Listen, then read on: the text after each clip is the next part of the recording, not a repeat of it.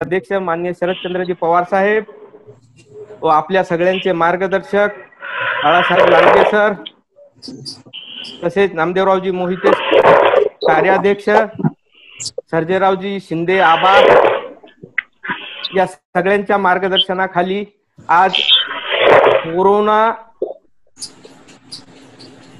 चा प्रादुर्भाव असताना सुद्धा आपल्या महाराष्ट्र राज्य कुस्तीगीर परिषदेनं हा एक चांगला उपक्रम घडवून आणलेला आहे। याच्यातून ते घडवून आणण्यासाठी आपल्या येथे आपल्या कार्यालयीन चिटणीस Lalit Landge sir, Shekhar Shinde sir, Amol Butde sir यांनी अथक परिश्रम घेतलेले आहेत। तसेच या चर्चासत्रामधून आपल्या सगळ्यांना फायदाच होणार आहे आणि आपल्या ज्ञानामध्ये भर पडणार आहे। हा एक चांगला स्तुत्य उपक्रम आहे आणि या उपक्रमातून आपले जे तज्ञ लोक आहेत, आपले एक्सपर्ट मानव दिनेश गुण सर आहेत, नवनाथ ढमाळ आहे, मारुती सातव आहे, विकास पाटील आहेत, हे वेगवेगळ्या विषयावर आपल्याला मार्गदर्शन करणार आहेत आणि या मार्गदर्शनातून आपल्याला आपल्या कुस्तीचा विकास घडवून आणायचा आहे। याच्या अगोदर आपल्या सर्वांचे मार्गदर्शक बाळासाहेबजी लांडगे सर हे या ठिकाणी उपस्थित आहेत। त्यांचं इथं स्वागत करतो आणि सरांना म्हणतो की सर आम्हाला आपण मार्गदर्शन करावं। बाळासाहेबजी लांडगे सर। कोविडच्या काळात सुद्धा आपण आपला कुस्तीगीर परिषद क्रम आहे तो चालू ठेवलेला आहे आणि हा माध्यमातून आपण एकमेकाशी संपर्क साधून बदलत्या नियमाचा घेताय तुम्ही, त्याच्यातून आपले पंच एक आणि हे कारण पंच आणि पंच ज्ञान हे स्पर्धेच्या कुस्ती स्पर्धेचा कणा उत्तम रीतीने पार पडतात आणि त्या दृष्टीने आपण काम करत आहात। पुन्हा मी तुम्हाला चर्चेला सुरुवात करावी अशी मी इच्छा आहे। मार्गदर्शक तत्वानुसार महाराष्ट्र राज्य कुस्तीगीर परिषदेने अतिशय सुंदर अशा उपक्रमाला आज सुरुवात केलेली आहे। आपल्या सर्वांचे आधारस्तंभ महाराष्ट्र राज्य कुस्तीगीर परिषदेचे अध्यक्ष आदरणीय शरदचंद्रजी पवार यांच्या मार्गदर्शनाखाली आपल्या सर्वांचे मार्गदर्शक आदरणीय लांडगे सर, सर्जेराव आबा असतील, नामदेव बापू असतील आणि खास करून या उपक्रमाला ज्यांनी थोडक्यामध्ये पुढे येऊन महाराष्ट्रातील सर्व पंचांसाठी एक चांगली संधी निर्माण करून दिली ते परिषदेचे कार्यालयीन सचिव आणि ललित लांडगे आणि प्रसिद्धी प्रमुख चंद्रशेखर शिंदे या दोघांचं मी आजच्या या वेबिनार प्रसंगी खास करून अभिनंदन करतो की खूप चांगला असा एक उपक्रम त्यांनी हाती घेतला।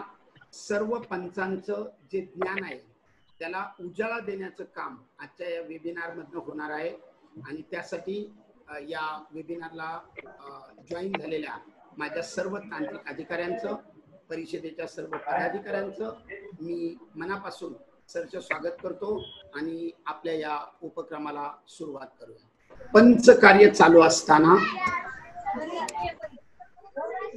प्रत्येक पंचाला एका ठराविक शब्दकोशाचा वारंवार उपयोग करावा लागतो। सर्वात महत्त्वाची गोष्ट, जागतिक कुस्ती संघटनेनं जी शब्दसूची दिलेली आहे त्या शब्दसूचीचा उपयोग करून त्याला ही कुस्ती जास्तीत जास्त आक्रमक कशी होईल हे पाहावं लागतं आणि त्यासाठी पंचकार्यात जी UWW ची वोकॅब्युलरी वापरली जाते, शब्दसूची वापरली जाते, तिचा वेळोवेळी उपयोग केल्यानंतर ती कुस्ती अधिक गतिमान होते आणि त्यासाठी प्रत्येक तांत्रिक अधिकाऱ्यानं प्रसंगा अनुरूप ते शब्द कसे वापरावेत हे पंचाच्या प्राथमिक कार्यामध्ये शिकलं पाहिजे।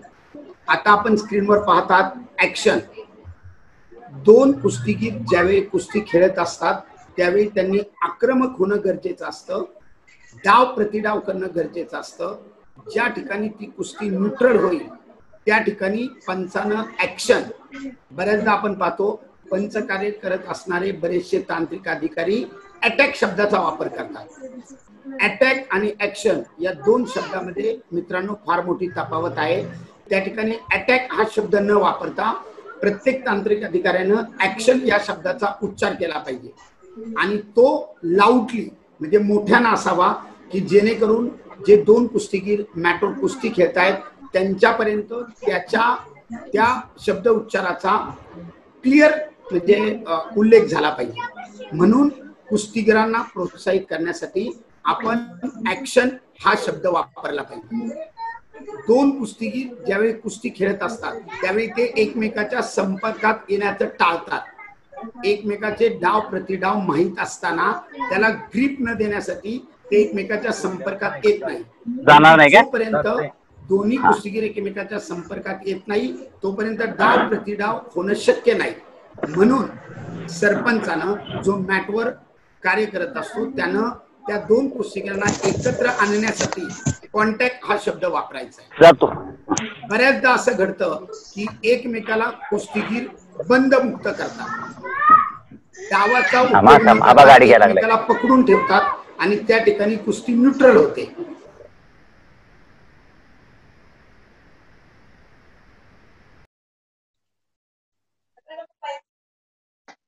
सर आवाज येत नाहीये सर, अनम्यूट झाला। गुंड सर तुमचा आवाज येत नाही। ओपन हा शब्द दोन कुस्तीगीरांना बंदमुक्त करण्यासाठी वापरायचा आहे। येतोय हा, त्यानंतर हेडअप, एक कुस्तीगीर दुसऱ्या कुस्तीगीराच्या छातीला डोकं लावून त्याच्या डाव प्रतिडावाला थांबवत असतो। अशा वेळेला खास करून ग्रीको रोमन मध्ये हे अजिबात अलाउड नाहीये। फ्रीस्टाईल मध्ये कलाजंग सारखा डाव करण्यासाठी त्याचं डोकं छातीजवळ गेलंच पाहिजे, परंतु ग्रीको रोमन मध्ये मात्र छातीला चेस्टला डोकं लावायला अजिबात अलाउड नाही। फ्रीस्टाईल मध्ये फक्त डावापुरतं, ते जर प्रदीर्घ काळ असेल तर ते डोकं वर करण्यासाठी रेफरीनं हेडअप हा शब्द वापरायचा असतो आणि त्याच्याबरोबर स्वतःच्या हाताचा इशारा सुद्धा करायचा असतो। त्यानंतरचा पॉइंट आहे नो फिंगर्स। कुस्तीगीर कुस्ती खेळत असताना विनाकारण एकमेकाच्या बोटांमध्ये बोटे अडकवून ठेवतात आणि कुस्ती न्यूट्रल करतात, कुस्तीगीर निष्क्रिय होतो। म्हणून फ्रीस्टाईल असो ग्रीको रोमन असो एकमेकाच्या बोटात बोट घालण्यासाठी निर्बंध आहे। म्हणून त्या ठिकाणी रेफरीनं ताबडतोब नो फिंगर, थोडक्यामध्ये बोटात बोट घालू नका, कुस्ती आक्रमक करा, अशा वेळेला त्यांना शब्दसूचीचा उपयोग करायचा नो फिंगर्स। अटेन्शन, थोडक्यामध्ये चेतावणी देण्यासाठी कुस्तीगीराला अनेकदा असे प्रसंग येतात, तो एखादा इल्लीगल होल्ड करत असेल, एखादी नियम बाह्य पकड करत असेल तर त्यावेळेला त्याला अटेन्शन या शब्दाचा उपयोग करायचा आहे।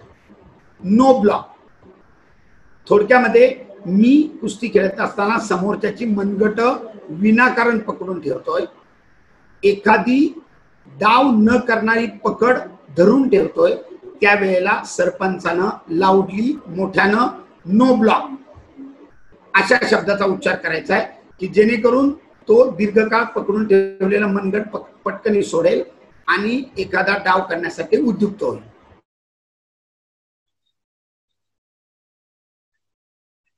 शब्दसूचीमध्ये नो ब्लॉक याचा कुस्ती ब्राऊन झोनच्या बाजूला जाते, त्यांना मध्यावर येण्यासाठी सरपंचानं सेंटर या शब्दाचा उपयोग करायचा आहे की जेणेकरून कुस्तीगीर कुस्ती खेळण्यासाठी मध्यावर येतील। त्यानंतर कंटिन्यू, कुस्तीमध्ये सातत्य ठेवण्यासाठी कंटिन्यू या शब्दाचा त्यांनी शब्दोच्चार करायचा आहे। झोन, बऱ्याचदा कुस्ती खेळता खेळता ब्राऊन पट्ट्याच्या बाजूला जाते, ब्राऊन पट्ट्यावरनं होणारी ऍक्शन ही क्रिटिकल असते, सरपंचालाच काय परंतु पंच आणि आखाडा प्रमुखाला सुद्धा अशा एखाद्या क्रिटिकल सिच्युएशनचं अवलोकन करून गुण देण्यासाठी कन्फ्युजन होतं। म्हणून ज्या वेळेला कुस्तीगीरांचे पाय झोनवर जातील त्यावेळेला सरपंचानं मोठ्यांदा झोन या शब्दाचा शब्द प्रयोग केला पाहिजे की जेणेकरून ते दोन्ही कुस्तीगीर त्या ब्राऊन झोन मधनं आत येतील। अप, बैठ्या स्थितीत असणारी कुस्ती निष्क्रिय झाल्यानंतर पुन्हा खड्या स्थितीत करण्यासाठी सरपंचाला अप या शब्दाचा उपयोग करायचा असतो आणि त्याच्याबरोबर हाताचा इशाराही करावा लागतो की जेणेकरून बैठ्या स्थितीतली कुस्ती पुन्हा खड्या स्थितीमध्ये सुरू होईल. प्लेस. एखादा कुस्तीगीर बैठ्या स्थितीत असताना आक्रमक कुस्तीगीराच्या डावातनं वाचण्यासाठी मॅटवरनं स्क्राउलिंग करून बाहेर पळत असतो. सरपंचानं त्याच्या पुढ्यात येऊन मॅटवर हात आपटून त्याला प्लेस या शब्दाचा उपयोग करायचा असतो किंवा अटेन्शन शब्द बोलायचा असतो की तू समोरच्याच्या डावाच्या पकडीतून पळायचं नाहीयेस. तुला जर त्याला प्रतिकार करायचा तर तो मॅटवर थांबून करायचा. Fleeing the mat, fleeing the hold म्हणजे डावाच्या पकडीतून पळणे किंवा मॅटवरून पळायला तुला अलाउड नाहीये. त्यासाठी प्लेस अथवा अटेन्शन या शब्दाचा उपयोग करायचा असतो. तर माझ्या सर्व तांत्रिक अधिकाऱ्यांना माझी विनंती आहे की कुस्ती चालू असताना तुम्ही UWW ने दिलेली वोकॅब्युलरी वापरली पाहिजे. ही वोकॅब्युलरी जर वापरली नाही, या शब्दसूचीचा जर तुम्ही उपयोग केला नाही तर ती कुस्ती गतिमान होणार नाही. अटेन्शन, ऍक्शन प्रोत्साहित करण्यासाठी, कॉन्टॅक्ट संपर्क देण्यासाठी, ओपन दोन कुस्तीगीर दीर्घकाळ निष्क्रियपणे जर बंधमुक्त असतील तर त्यांना सोडवण्यासाठी, हेडअप छातीला लावलेलं डोकं वर करण्यासाठी, नो फिंगर्स बोट सोडवून घेण्यासाठी, अटेन्शन चेतावणी देण्यासाठी, नो ब्लॉक पकड सोडवण्यासाठी, सेंटर बाहेर गेलेले कुस्तीगीर मध्यावर आणण्यासाठी, त्यानंतर कंटिन्यू कुस्तीमध्ये सातत्य ठेवण्यासाठी, झोन ब्राऊन पट्ट्यावरून आतमध्ये येण्यासाठी, अप बैठ्या स्थितीतील कुस्ती खड्या स्थितीत करण्यासाठी आणि place fleeing the hold, fleeing the mat याला प्रतिरोध करण्यासाठी. तर मित्रांनो, कुस्ती गतिमान करण्यासाठी तुम्ही या वोकॅब्युलरीचा उपयोग करणं फार गरजेचं आहे. कुस्तीमध्ये सर्वात महत्वाचं काय असेल तर ती म्हणजे निष्क्रियता. कुस्तीगीरांना कुस्ती खेळण्यासाठी सरपंचानं वारंवार उद्युक्त करणं गरजेचं आहे. तुम्ही पाहिलं असेल, नागपूर पासून आपण महाराष्ट्र केसरीचे अनेक रोमांचकारी लढती पाहिलेल्या आहेत आणि त्या लढती फक्त आणि फक्त या निष्क्रियतेच्या नियमामुळे एवढ्या गतिमान झालेल्या आहेत. करो किंवा मरो अशी जी कुस्तीमध्ये स्थिती निर्माण करणारा हा जो नियम आहे तो म्हणजे निष्क्रियता, पॅसिव्हिटी. कुस्तीगीरांना कुस्ती खेळण्यासाठी उद्युक्त करण्याचं सगळ्यात महत्वाचं काम हा मॅटवर काम करणारा सरपंच करत असतो. आणि हे काम करत असताना मी आता नमूद केलेली जी शब्दसूची आहे त्या शब्दसूचीचा त्यानं वारंवार उपयोग केला पाहिजे. जर तुम्ही मुक्यानं चार्ली चॅपलिन सारखं फक्त मॅटवर इकडनं तिकडे फिरत राहिलात तर ती कुस्ती निश्चितपणे गतिमान होणार नाही. तुम्ही कुस्तीगीरांना गतिमान करण्यासाठी या शब्दसूचीचा उपयोग केला तर 100% कुस्तीगीर गतिमान होतील. कारण त्याला ठाऊक आहे सरपंचानं दिलेल्या सूचनेचं आपण जर पालन केलं नाही तर आपण निष्क्रियतेला सामोरं जाणार आहोत. म्हणून या शब्दसूचीचा मित्रांनो उपयोग करा. आता या शब्दसूचीचा उपयोग सुद्धा तुम्ही योग्य वेळेस केला पाहिजे आणि स्पष्ट सूचना दिली पाहिजे. जर कुस्तीगीर छातीला डोकं लावतोय तर तुम्ही तिथे हेडअप याच शब्दाचा उपयोग केला पाहिजे आणि तो योग्य वेळेला केला पाहिजे. बऱ्याचदा असं घडतं, कुस्तीगीराची ती क्रिया संपल्यानंतर शब्दसूचीचा उपयोग होतो. हे होता कामा नये. तुमची स्पष्ट सूचना ही योग्य वेळेलाच गेली पाहिजे. अशा सूचना देताना पंच कमिटीमध्ये समन्वय असणं गरजेचं आहे. आपण कुस्ती नियमाच्या आधारे निष्क्रिय कुस्तीगीर खालील गोष्टींवरनं ठरवत असतो. त्यातला पहिला मुद्दा आहे कुस्तीची टाळाटाळ करणे. आक्रमक कुस्तीगीर डाव करण्यासाठी वारंवार प्रयत्न करतोय आणि दुसरा कुस्तीगीर कुस्ती खेळण्याचा टाळाटाळ करतोय, त्याच्या पकडीतून बाजूला होतोय. म्हणजे ही कुस्तीची टाळाटाळ निष्क्रियतेमध्ये आली, पॅसिव्हिटीमध्ये आली. विनाकारण दीर्घकाळ दुसऱ्या कुस्तीगीराचं मनगट पकडून ठेवणे, बोटे पकडून ठेवणे हा सुद्धा निष्क्रियतेचाच भाग आहे. डोके दीर्घकाळ छातीला लावून समोरच्याला डाव करण्यापासून रोखणे हा देखील निष्क्रियतेचा पार्ट आहे. समोरचा डाव करत असताना त्याच्या डावाच्या पकडीतून पळणे ही देखील निष्क्रियतेमध्ये बाब येते. अशा गोष्टी जर तुम्हाला एखादा कुस्तीगीर करताना आढळला तर त्याला अनुसरून तुम्ही सूचना द्यायची. तुमच्या सूचनेचं जर त्यानं पालन केलं नाही तर लगेच तुम्ही योग्य हात खांद्याच्या सरळ रेषेत बाजूला काढा. जर ब्ल्यू कुस्तीगीर, निळा कॉस्ट्युम धारण केलेला कुस्तीगीर तुम्हाला पॅसिव्ह वाटत असेल तर तुम्ही लगेच खांद्याच्या सरळ रेषेमध्ये उजवा हात बाजूला काढायचा की जेणेकरून पंच आणि आखाडा प्रमुखाला कळेल की सरपंचाचं ओपिनियन आहे की निळा कुस्तीगीर हा कुस्तीची टाळाटाळ करतोय, तो निष्क्रिय आहे. आणि अशा वेळेला आखाडा प्रमुखाचं कन्फर्मेशन त्या ठिकाणी अतिशय महत्वाचं ठरतं. आखाडा प्रमुखानं कन्फर्मेशन दिलं की कुस्ती न्यूट्रल असतानाच तुम्ही विसल वाजवली पाहिजे. जर एखादा कुस्तीगीर आक्रमकता धारण करून डाव करतोय आणि असा डाव करत असतानाच तुमची विसल वाजली तर त्याच्यावर फार मोठा अन्याय घडेल. तो जी डावाची पकड करून तांत्रिक गुण मिळवणार होता त्यापासून तो वंचित होईल. म्हणून मित्रांनो, त्या ठिकाणी मी नमूद केलंय की कुस्ती न्यूट्रल असतानाच तुमची विसल वाजली पाहिजे.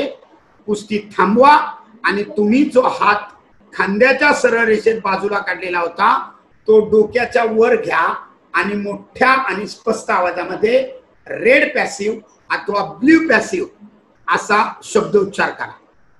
त्याच्या पोचलाही जाणीव होईल.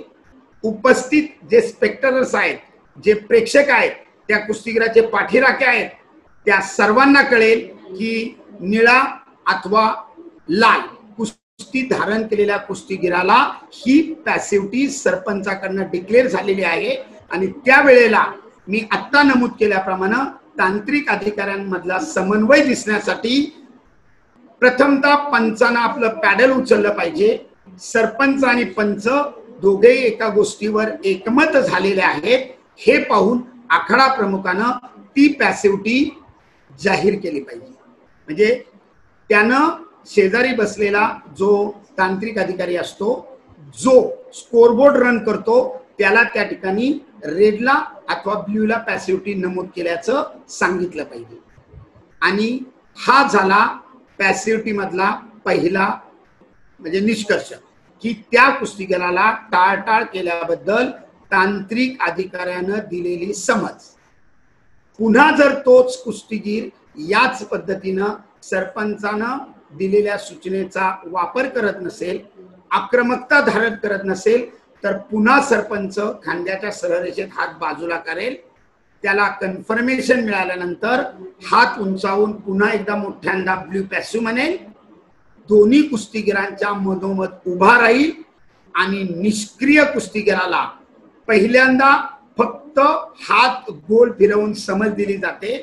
आणि ज्या वेळेला त्याला ऍक्टिव्हिटी पिरियड द्यायचा, निष्क्रियतेची वेळ सुरू करायची, त्यावेळेला मात्र दोन्ही हात एकमेकाभोवती फिरवून इशारा करेल. या ज्या सूचना आहेत या जागतिक कुस्ती संघटनेनं घालून दिलेल्या आहेत आणि त्याचा योग्य वापर त्या मॅटवर काम करणाऱ्या सरपंचानं केला पाहिजे. पहिल्यांदा ज्या वेळेला समज दिली जाते त्यावेळेला फक्त एक हात गोलाकार फिरवून त्याला सांगितलं जातं तू सक्रिय हो, कुस्ती खेळ, डाव कर. पुन्हा पालन नाही केल्यानंतर ज्या वेळेला दोन्ही हात एकमेकाभोवती फिरवले जातात त्यावेळेला निष्क्रियता तुझ्यासाठी सुरू झालेली आहे. या निर्धारित 30 सेकंदामध्ये तू डाव प्रतिडाव केलेच पाहिजेत, अन्यथा 30 सेकंद संपल्यानंतर तुझ्या प्रतिस्पर्ध्याला ऑटोमॅटिकली 1 गुण दिला जाणार आहे. हा निष्क्रियता सुरू करण्याचा पॉइंट आहे. शिट्टी वाजविताना, निष्क्रियता वेळ सुरू करण्याची शिट्टी वाजविताना सरपंचाचं हेही कर्तव्य आहे की त्याच्या दोन्ही कॉर्नर मध्ये जे स्कोरबोर्ड आहेत त्यापैकी ज्या स्कोरबोर्ड कडे पाहणं त्याला सोयीचं असेल, कुस्ती पाहता पाहता त्यानं एक वेळ तिकडे नजर टाकली पाहिजे. कारण ऍक्टिव्हिटी पिरियड सुरू झाला रे झाला की लगेच 33 सेकंदाचं घड्याळ सुरू झाल्याची खात्री त्या सरपंचानं केलीच पाहिजे. हे 30 सेकंद संपताना त्याचं लक्ष पुन्हा स्कोरबोर्ड कडे असावं. स्कोरबोर्ड कडे 30 सेकंद संपले रे संपले की प्रतिस्पर्ध्याला गुण देण्यासाठी त्यानं हात उंचवला पाहिजे. मित्रांनो, इतकं स्पष्ट कामकाज झाल्यानंतर त्याच्यावर कुठलीही तक्रार मला वाटतं अजिबात येणार नाही. तुमचे स्पष्ट आवाज, तुम्ही दिलेल्या सूचना त्या कुस्तीगिरापर्यंत, त्याच्या मार्गदर्शकापर्यंत पोहोचतील इतक्या स्पष्ट आणि मोठ्या आवाजात तुम्ही करा. आणि मी सांगतो या पद्धतीनं जागतिक कुस्ती संघटनेच्या नियमांचं अभ्यास करून तुम्ही ती निष्क्रियता राबवा. निश्चितपणे कुस्तीमध्ये वाद होणार नाही. या निष्क्रियतेच्या बाबत जर काही तुमच्या अडचणी असतील, काही प्रश्न असतील तर 100% ते आपण पहिल्यांदा आता प्रश्नोत्तर स्वरूपात विचारात घेऊया आणि त्यानंतर मग पुढे जाऊया. शेखर सर, जर कोणाला या निष्क्रियतेबाबत प्रश्न विचारायचे असतील तर अवश्य ते प्रश्न तुम्ही स्वीकारा, आपण त्याच्यावर चर्चा करूया. आपण काय करू, एकेकाने प्रश्न विचारा, त्यांनीच फक्त. शेखर सर हा बोला. गुंड सरांना या निष्क्रियतेच्या बाबत जी आता माहिती दिली त्यात पॅसिव्हिटी देताना पहिल्या हाफमध्ये किती वेळाच्या नंतर वॉर्निंग झाली पाहिजे आणि पॅसिव्हिटी किती वेळानंतर झाली पाहिजे? ठीक आहे, धमाल सर. टायमिंग आहे का? येस येस, अतिशय सुंदर असा तुम्ही प्रश्न विचारलेला आहे. माझ्या सर्व तांत्रिक अधिकाऱ्यांना मी या ठिकाणी नमूद करू इच्छितो, बालेवाडीमध्ये आपण जी महाराष्ट्र केसरी स्पर्धा अतिशय निर्विवादपणे पार पाडली, त्या पंच प्रशिक्षण शिबिरामध्ये मी तुम्हाला एक स्लॅब दिलेला होता. बोर्डवर आपण कुस्ती जागतिक संघटनेच्या कुस्ती नियमामध्ये वेळेचा कुठेही उल्लेख नाही, परंतु रेफरी आणि बेस्ट रेफरी, एक पंच आणि चांगला पंच यातली जी तफावत आहे ती तफावत दूर करण्यासाठी मी सर्व तांत्रिक अधिकाऱ्यांना नमूद करू इच्छितो, 35 सेकंदाच्या नंतर आणि 50 सेकंदाच्या पूर्वी तुम्ही निष्क्रिय कुस्तीगीर शोधलाच पाहिजे, तर तुम्ही बेस्ट रेफरी असाल. कितीही दोघांनी आक्रमकता धारण केली तरी पण मी जे आता तुम्हाला 4-5 पर्याय सांगितले होते, मनगट पकडून ठेवणे, बोटात बोट घालणे, छातीला डोकं लावणे, डावाच्या पकडीतून मागे पडणे, यापैकी कुठे ना कुठे एक कुस्तीगीर 35 ते 50 सेकंदाच्या दरम्यान तुम्ही शोधायचा, त्याला तिथं कुस्ती थांबवून वॉर्निंग करायची, समज द्यायची, ही त्याची पहिली पॅसिव्हिटी असेल. 50 सेकंदानंतर तुम्ही त्या कुस्तीगीराला आक्रमकता धारण करण्यासाठी निश्चितपणे वेळ दिलाच पाहिजे. मला सांगा, बऱ्याचदा असं घडतं, एखादा पंच सारखाच ऍक्शन ऍक्शन ऍक्शन शब्दोच्चार करत असतो.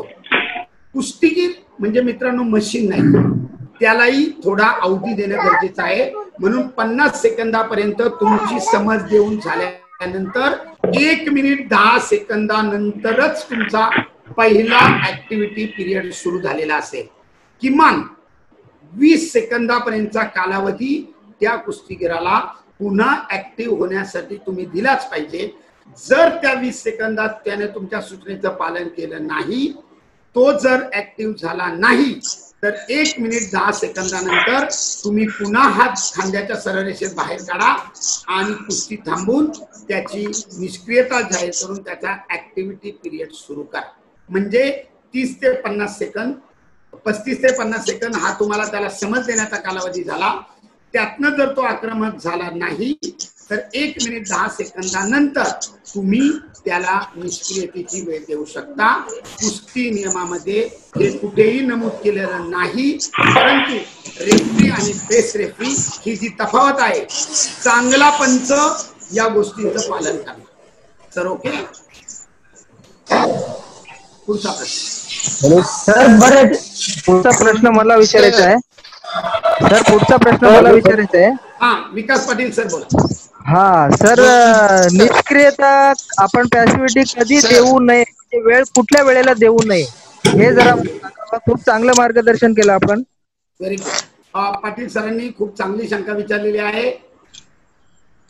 2 मिनिट 30 सेकंदानंतर तुम्हाला पॅसिव्हिटी देता येत नाही, त्याचप्रमाणे 5 मिनिट 30 सेकंदानंतर तुम्हाला पॅसिव्हिटी देता येत नाही.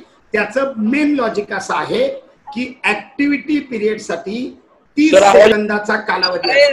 पुन्हा एकदा नीट ऐका. 2 मिनिट 30 सेकंदानंतर पहिल्या फेरी आणि 5 मिनिट 30. सर माझी इथंच शंका आहे गुड सर. दुसऱ्या फेरीमध्ये तुम्हाला पॅसिव्हिटी देता येत नाही. 30 सेकंदाचा कालावधी 2.5 मिनिटानंतर साडेपाच मिनिटांनंतर ते गुंड सर माझी राहत इथं नाही. शंका आहे. एक मिनिट थांबा, ऐकून घ्या पहिलं. गुंड सर त्याचप्रमाणे ज्या वेळेला कुस्तीगिरांचा गुणफलक खूप चांगल्या प्रकारे असतो, 5-4, 7-4, 5-3 याप्रमाणे जर त्यांनी ऍक्च्युली तांत्रिक गुण घेतलेले असतील तर तुम्हाला पॅसिव्हिटी देण्याचा काही संबंध नाही. बोला.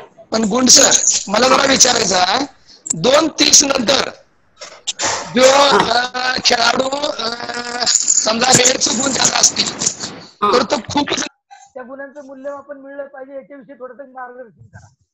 सर माझा इथंच याच इथं प्रश्न आहे सर. गुंड सर एक मिनिट, तुम्ही बोलायच्या आधी काय होतंय, ऍक्टिव्हेट पिरियड 30 सेकंदाचा सुरू होतोय त्यावेळी तो थोडासा बचावात्मक होतोय आणि हात जोरात हल्ला करतोय समोरचा.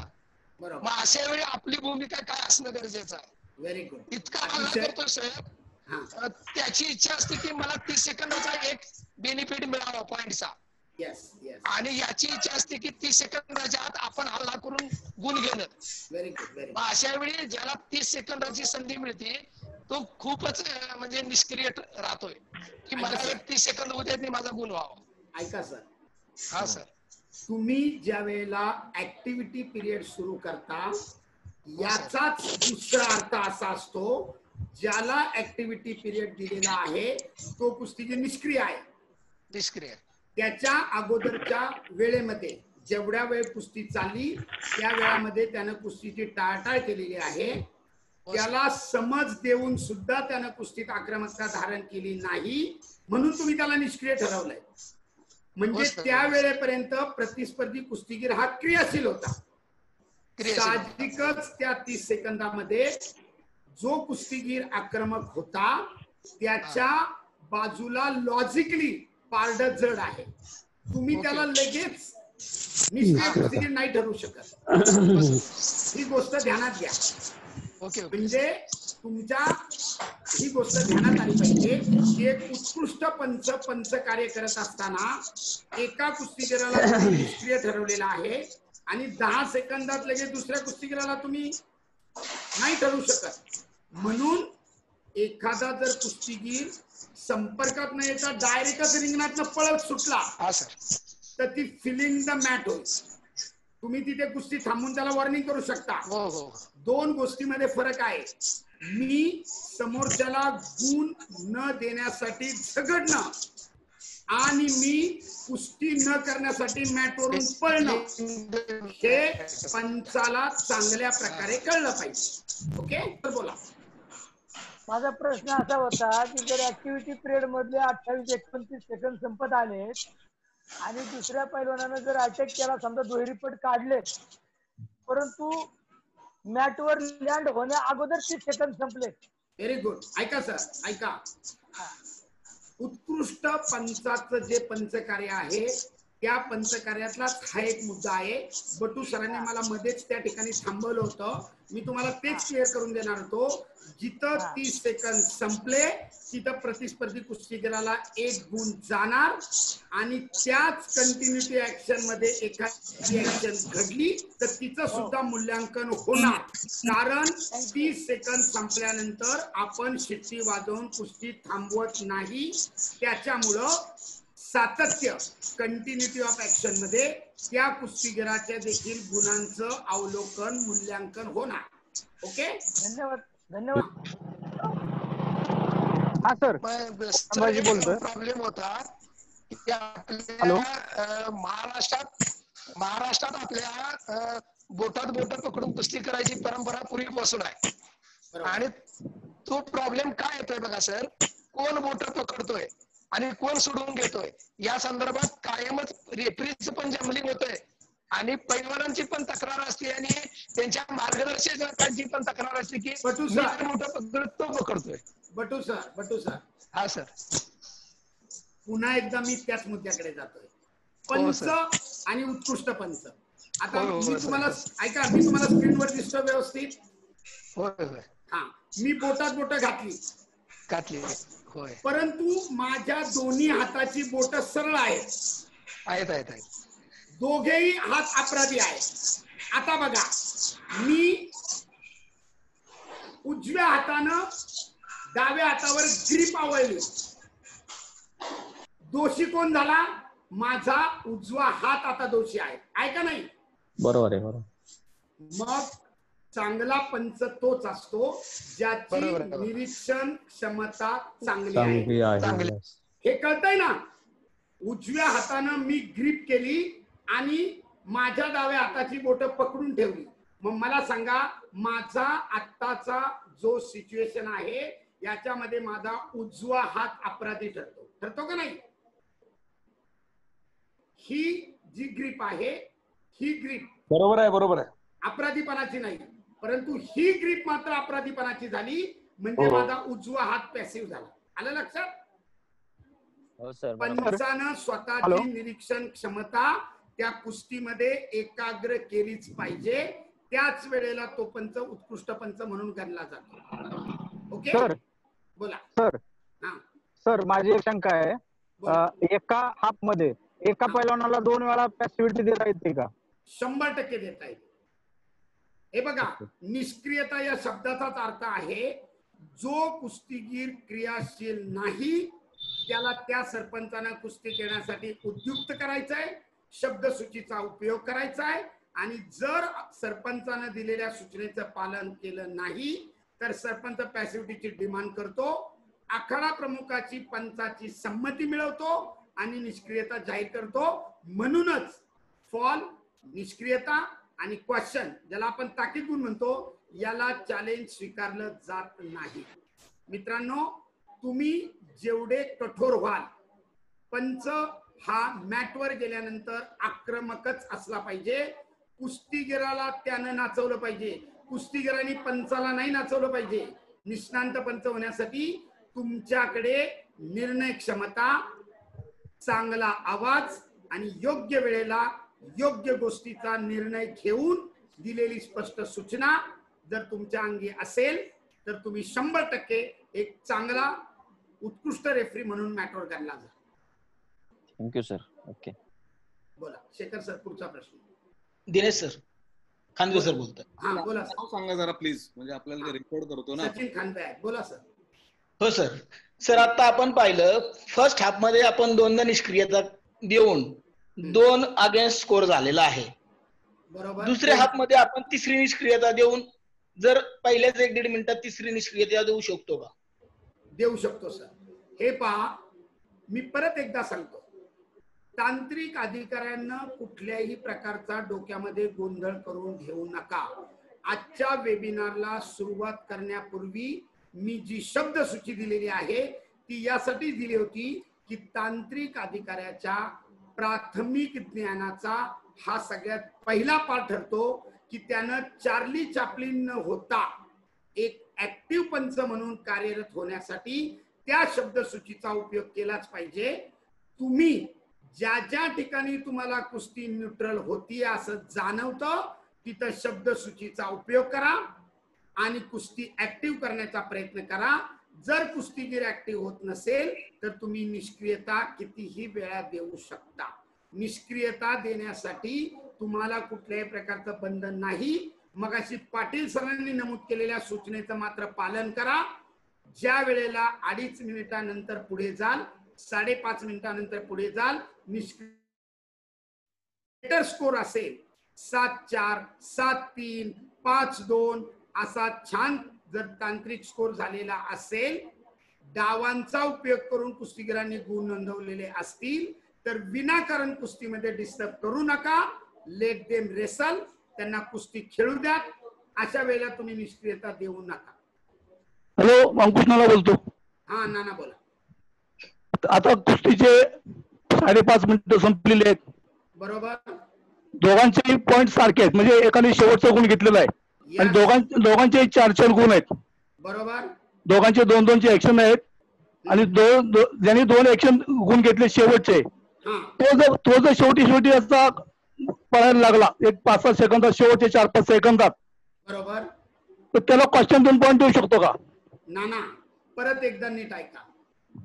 स्कोर काहीही असो, fleeing the hold, fleeing the mat, ज्या ठिकाणी तुम्हाला आढळेल त्या ठिकाणी तुम्ही कुस्ती ताबडतोब थांबवायची. स्पष्ट शब्दामध्ये स्कोर काय आहे डझंट मॅटर. लक्षात ठेवा, 2-2 आहे, 4-4 आहे का 8-8 आहे, पण एखादा कुस्तीगीर मॅट वरून पळणे, डावातून पळणे हे तुमच्या निदर्शनास आलं रे आलं. सरपंचानं शिट्टी वाजवायची, परंतु न्यूट्रल स्थितीमध्ये कुस्ती थांबवा. स्पष्ट शब्दामध्ये फिलिंग द होल्ड अथवा फिलिंग द मॅट असेल त्याला स्पष्ट शब्दामध्ये चेतावणी द्या, वॉर्निंग द्या आणि कुस्ती परत सुरू करा. तीच प्रक्रिया जर त्याच्याकडनं परत घडली, इमिजिएट क्वेश्चन आणि पॉइंटची डिमांड करा. तुमचा आखाडा प्रमुख तुम्हाला संमत झाला की तुम्ही लगेच ते डिक्लेअर करा. युवनजे पाटील बोला सर.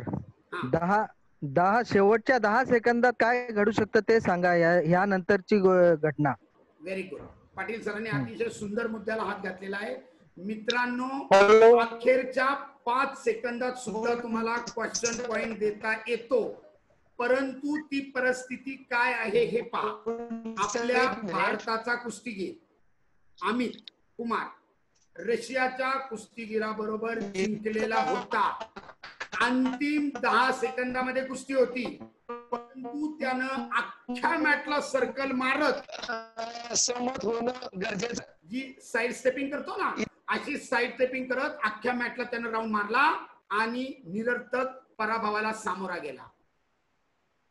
Good sir. अखेरच्या सेकंदामध्ये त्यानं fleeing the hold, fleeing the आणि जिंकणारी कुस्ती हरला.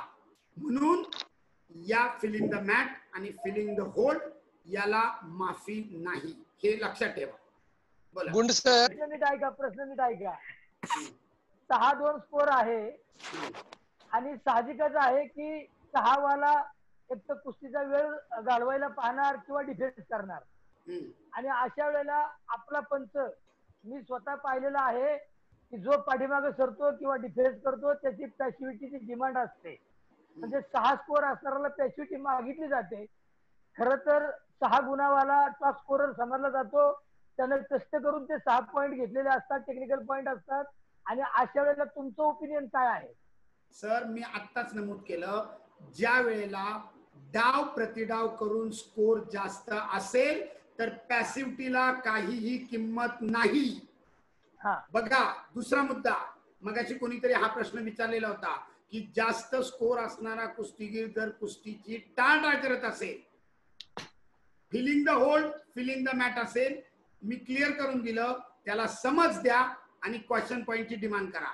ज्या वेळेला बिग स्कोर असेल, चांगले तांत्रिक गुण अर्जित केलेले असतील, प्राप्त केलेले असतील, passivity doesn't matter. Okay okay sir, thank you. चला पुढे शेखर सर. हॅलो. हॅलो. नाव. Hello sir. पॅसिव्हिटी चालू असताना दुखापत जणून कळत आहे असताना तर मग कसं काय करायचं? व्हेरी गुड, फार उत्तम प्रश्न विचारलात. एखादी कुस्तीमध्ये निष्क्रियतेची वेळ चालू असताना जर एखादा कुस्तीगीर दुखापतग्रस्त झाला, जागतिक संघटनेच्या नियमानुसार त्याला मॅक्झिमम 4 मिनिट आहे, बरोबर. त्या 4 मिनिटाचं स्कोर बोर्डवर सेपरेट रेकॉर्डिंग चालू होतं. निष्क्रियतेची वेळ जेवढी झालेली असेल 30 सेकंदापैकी 13 सेकंदानंतर दुखापत झाली, उर्वरित 17 सेकंदामध्ये कुस्ती चालू होणार. त्याच्या मेडिकल ट्रीटमेंट नंतर निष्क्रियतेची वेळ समाप्त होणार नाही. आवाज. रोहिदास आमले. हा, रोहिदास, प्रश्न विचार. ऍक्टिव्हिटी पिरियड मध्ये आपण fleeing the mat, fleeing the hold साठी पनिशमेंट देऊ शकतो का? ऍक्टिव्हिटी पिरियड मध्ये fleeing the mat, fleeing the hold साठी आपण परत एकदा रोहिदास नीट आहे. एक पंच आणि एक चांगला पंच यातली जी तफावत आहे ना, तीच मी मगाशी नमूद केलेली होती. परत एकदा सांगतोय, एका कुस्तीगीराला तुम्ही ज्या वेळेला निष्क्रिय ठरवता, त्याच्यानंतर समज दिल्यानंतर पुन्हा ऍक्टिव्हिटी पिरियड सुरू करता, त्या लगेच 30 सेकंदात तुम्ही दुसऱ्याला पनिशमेंट करू शकत नाही.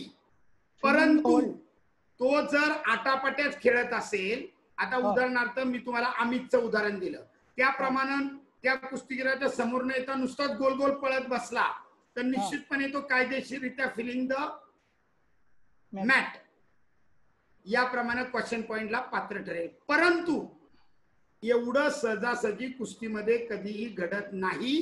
त्या 30 सेकंदामध्ये जो क्रियाशील कुस्तीगीर असतो तो स्वतःला बचावात्मक पवित्रा धारण करू शकतो.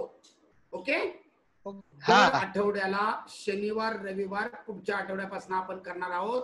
जोपर्यंत सगळ्या कुस्ती नियमाची उजळणी होत नाही तोपर्यंत हे वेबिनार सातत्याने चालू राहणार.